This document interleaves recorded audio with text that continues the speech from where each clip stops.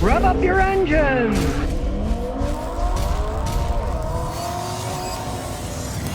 Now, you might wonder, why is Hertz getting rid of all those electric cars? You know why? Because people can't stand them. Check this out. Hertz gives a woman an EV instead of the SUV she reserved, and it took her hours trying to charge the stupid thing. They didn't give her any directions on how to use it. She got a Mustang Mach-E. She was going to visit her mother, who was 80-something, and I guess she was getting sick, and she went to visit her. She struggled, finally took it to a Ford dealer, and it took her 8 hours to charge it up. See, what a lot of people don't understand is, they talk about, oh, you can charge this in, 40 minutes, 50 minutes. If you really have to charge the whole thing, it's going to take a long time, because from 80 to 100% takes just as long, if not longer, than 20 to 80%. The end has to go slower. That's just how those batteries are, right? So, can you imagine, you're renting a car, and then you find out, where can I go? And then it takes all that time to charge the stupid thing up. Why do you think nobody wants to rent these stupid things, right? Here we go again.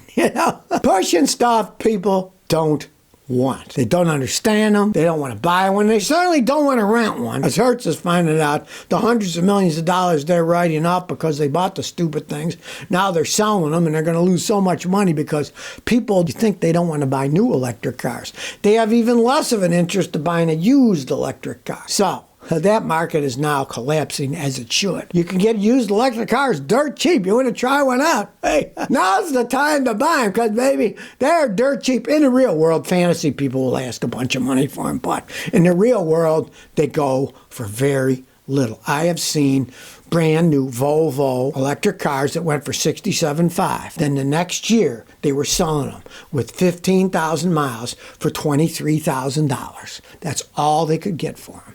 So maybe if you want to try, get a used one. If you got a lot of small trips to make and you want to try, what the heck? They're getting so cheap. Why not try one just to see what it's like, right? And if it stinks, well, you didn't lose all that money. You didn't lose $67,000, right? You only got 20-something thousand you threw in, so it's nothing like the original owner who got hosed to the max. Now, here's something you might not have thought of, but if you buy one of these crazy electric cars from a company that really is starting out, like the Fisker Ocean, you could be bricked. The company goes bankrupt. There's not going to be any software updates. There's problems. Where are you going to get them fixed? Think about that before you go out and buy one of these stupid things. Since all these things, the Fisker, just like Tesla, they're software-based cars. They're always having problems. They're going to upgrade it and stuff. Guess what happens? If the company goes out of business, you got a useless car, right? It's got a problem. Nobody's going to fix it, right? And now that it's almost certain that Fisker Ocean's going to go bankrupt, hey, you bought one of those things, you're pretty much screwed.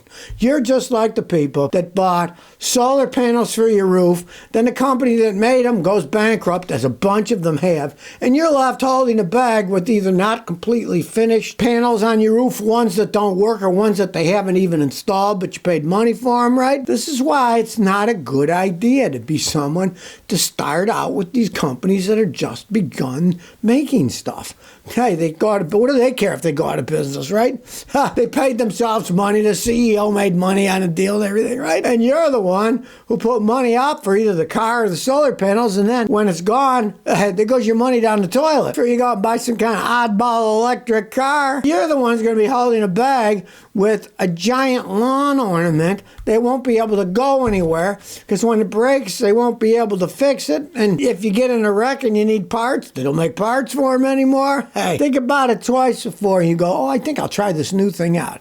No, like I say, wait until the stuff is perfected. Now, sometimes I wonder of the stupidity of people. Check this one out. TikToker got rid of her Chevy Tahoe after she paid over $50,000 in interest. Well, she buys this Tahoe at a ridiculous interest rate. Must have horrible credit. And the reason she bought the Tahoe that she was paying a $50,000 interest on was, she says, oh, a $1,400 Tahoe payment is better than a $1,600 truck payment. She got rid of one truck and then got the Tahoe for $200 a month less. But this loan was a 14% interest rate, right? She must have had bad credit, right? I mean, this woman makes the worst financial choices I've ever seen. Listen to this. She put no money down and traded in a vehicle with negative equity. In the 3 years she had the Tahoe, payments barely touched the balance. I have paid $50,000 into this car and only paid off 10 grand, she said. She still owes a balance of $74,000. Now, here's a stupid person. Hey, this stuff was no secret. It's all printed down. Here's what the interest payments are.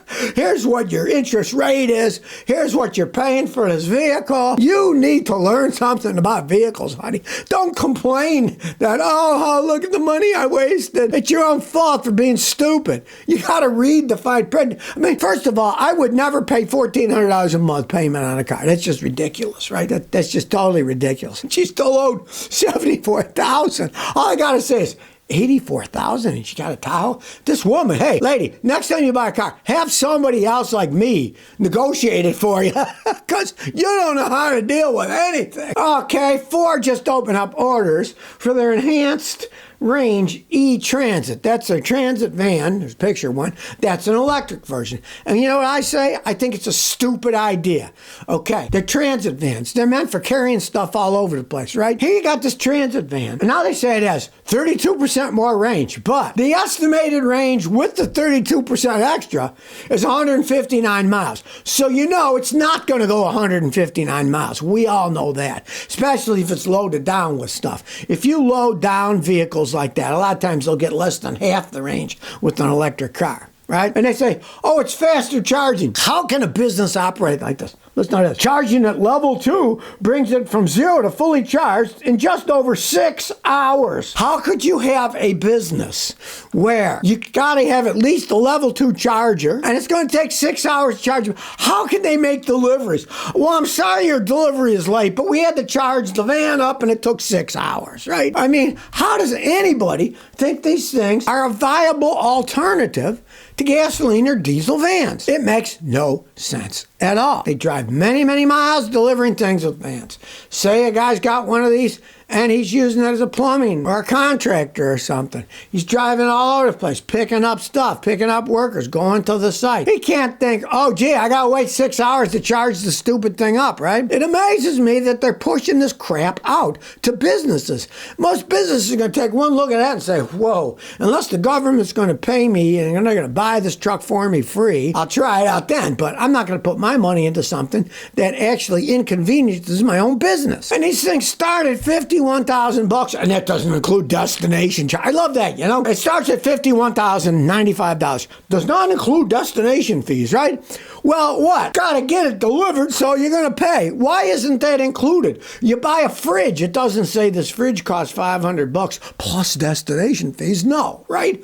How the car companies are able to put this crap out there to say, well, here's what it costs. That doesn't include the destination fees. It's bad enough that they say it doesn't include tax, title, and license and tax, all that stuff. That's bad enough, but not putting the destination fee. That's patently absurd. Some of these things are $1,500 extra. They should be forced to say, this is the price of the vehicle. Because unless you're going to drive to the factory and pick it up, and most places don't allow you to do that anyway, you're going to be paying that. Put it on the price, please. Stop hiding crap from the consumer. Well, here's a good one. California state owners of Teslas are getting even with Elon for leaving California and going to Austin, Texas. They're getting rid of their cars. They're dumping their Teslas in droves. I don't blame them. Kind of like, well, we're paying all these taxes and everything, but we're going to save the planet with our Teslas. I mean, it's nonsense anyways, but I can see their mindset because they're all hippy-dippies in California floating around thinking they're saving the planet when they really aren't. But then their big savior, Elon, the maker of Tesla, says, oh, I'm leaving California. The taxes are too high. I'm moving to Texas, where they don't have any state taxes. And these people are left holding the ball. We're paying all the taxes. We paid a bunch of money for your cars, and now you left our state and not paying any of the taxes like we are. We're going to get rid of our Teslas. Hey, fair is fair, you know? They're all paying it. Why should they buy his product when he left? Oh, look, people in California, I love you. Buy my cars, but I'm out of here because I don't want to pay the taxes that you people have to pay. And look at the money Elon's made from the federal government. You know? All that money off goes directly to Tesla, right? If the government gives a $7,500 rebate, that's like the government sending $7,500 to Tesla. Cuts the price of his cars so he can sell more cars. What the heck is going on in this country, you know? I don't understand any of this stuff. But it's funny that a lot of the Tesla owners in California are getting rid of them now. And I'm sure quite a few of them are thinking, why, that swine, he left us paying the bill and he went to Texas where he doesn't pay any tax. So if you never want to miss another one of my new car repair videos, remember to ring that bell.